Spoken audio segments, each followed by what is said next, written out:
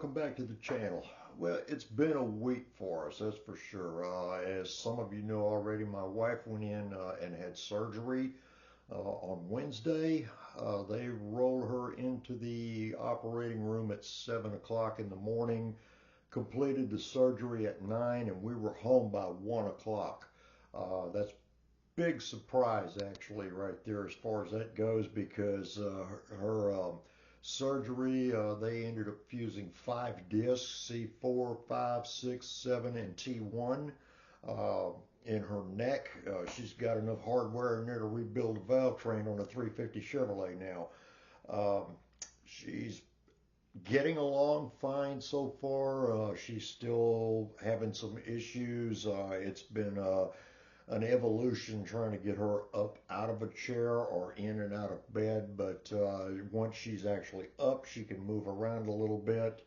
Her first week's follow-up with her surgeon is coming up this Friday, I believe, and she's getting along okay right now, considering she's only 4 days post-op. But it's been a journey right now. I was trying to get together between that and her surgery that she had back in April on her back. She's getting along fine, and we're doing okay. But it's been a bit, and hopefully things are going to work out pretty good here before too much longer with her. If she bounces back off of this like her back surgery, we're golden. But anyway, I wanted to come on today just to show up. I got a Christmas card in the mail from Kyle over at RKD Scaleworks. Him and his wife Raven sent us a nice card here, and we really appreciate the kind words inside of it. Kyle, as you know, is one of the hosts for the Bootleggers Ball, and I want to thank him and Tiffany over at Dirt Road Cinderella for putting this on, and I had a lot of fun doing it. And Kyle also just completed an F1 group build, and he did a really nice job on an old Formula One car. It turned out really good, and if you guys haven't seen him yet, y'all need to swing by there and take a look at some of his builds. He's done a really fantastic job. As far as my modeling side of it, some of y'all know that I got a chance to actually borrow and play with an airbrush for a little bit. I'm still kind of on the fence about getting one, but it may be a possibility here before too much longer. I'm still kind of debating it at the moment. In the meantime, I'll show you my latest pile of junk that I put out, and we'll see what's going on with that. But first, we're going to go ahead and do our diecast of the day, so hang on.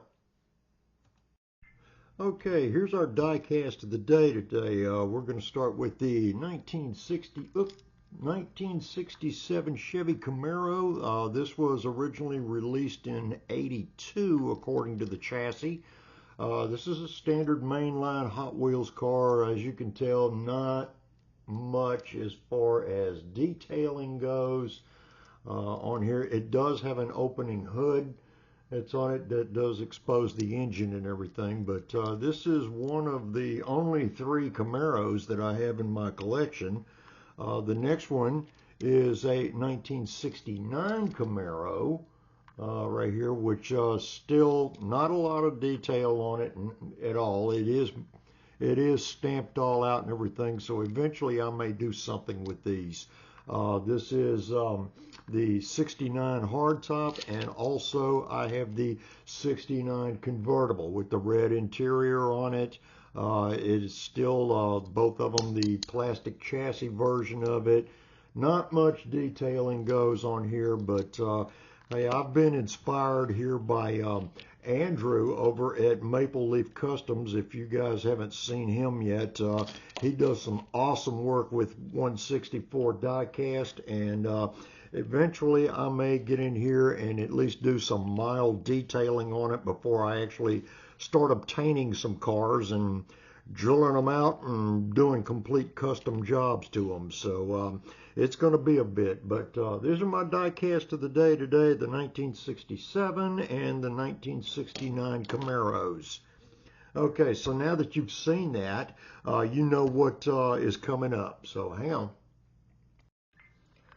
Okay, here is my latest pile of junk, as I call it. This is the 1970 and a half Chevy Camaro Z28. The car actually, from the chassis, the engine, the interior, all went together very well. This is my first attempt at an airbrush. It's not perfect, but I at least got a chance to play with it. And that was the only reason I even got this car to begin with, was because it was so inexpensive, plus the 40% off at Hobby Lobby. So, you know, for $12, $13 here, I was able to get something that I could play around with there and kind of experiment on. The reason why I'm calling it my latest pile of junk is because, as I said, the chassis, the interior, and the engine went together really nice. I went to put the body all together, got everything done following the steps in the instructions on the model, and when I went to install the body, I could not get it to fit onto the chassis because of the clearance. I ended up having to knock the rear end back out of the car so I could get it to clear and go inside, plus the piece underneath on the bottom right down here at the bottom side of the cowling. Uh, the car would not go together without that, and I thought actually I was going to end up cracking the body just trying to get it to clear the wheel wells in the back end of it. But it is what it is, and I got a chance to actually play with an airbrush and all, but we'll take a little bit closer look at it on the inside. Okay, pull the hood off of it. And here's the inside of it right here on the engine. I did wire it and put wires on the battery cable and the distributor, and kind of rework the upper radiator hose on it. The distributor, the air breather, and the oil filter here underneath of it are resin from VCG Resins. I think it gave the engine at least a little bit more exposure over here instead of being covered with a big air breather on the top of it. I did fabricate a bracket to go onto the alternator so it's not hanging out in space like some of the models that you see. The interior has been done with the interior of the engine bay has been done with NATO black. The rest of it pretty much went together with standard just acrylic paints and all, and the engine came out pretty good, and the wiring job actually was fairly decent, but it needs a little bit of work still. The interior I did also in flat black. If you can see down in here, I did fabricate some seat belts out of washi tape and actually painted the buckles onto it. The back window on the inside right here, if you can tell, I used a stick-on glitter vinyl and covered it in the back end, so it does have a little bit of texture, and it looks like more like carpet on the inside.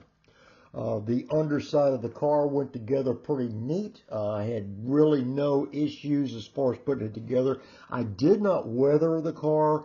Like I said, it was just basically an experiment playing with an airbrush.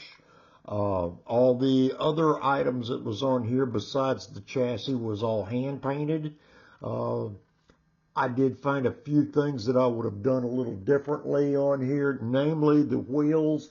After I put the wheels together, I realized that the two halves of the rims went together on here, and they were actually a little bit wide for the tires that came on it, and I should have filed those down some more to get a little bit more of a flush fit.